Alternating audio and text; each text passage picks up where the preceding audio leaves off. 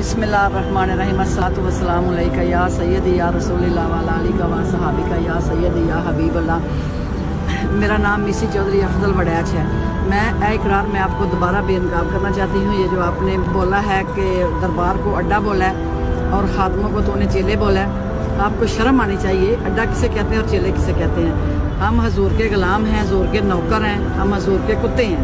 हमारी माल जान सब ख़त्म नबूवत कुर्बान है। और दूसरी बात ये करा, जो आपने ये बहुत बड़ी आपने गलती की है। इंशाल्लाह हम एहतजाज के लिए भी नहीं कर रहे हैं और आप पे केस भी करेंगे। आपके साथ कानूनी कार्रवाई होगी, अदालतों में जाएंगे। इंशाल्लाह हम आपको अदालतों में घसीटेंगे। आपको पता ही नहीं, आप इसलिए तो मैंने पहली वीडियो में बोला था कि आप जाहिल हो, नपाड़ हो, आपको पता ही नहीं है कि अल्लाह ताला कुरान पाक में फरमाता है, मैं जिसे चाहूँ बेहिसाब रिज़्क़ अता करूँ। अब हज़रत मूसा अलैहिस्सलाम का वाक़या आपको सुनना चाहिए। किसी कारी के पास बैठना चाहिए कि ये जो रिज़्क़ और इज़्ज़त है सब मेरे मालिक के हाथ में है। तो यू मन तो शाह व तो ज़िल्लु मन तो शाह। अल्लाह ताला की ज़ात जिसे चाहे इज़्ज़त देता है।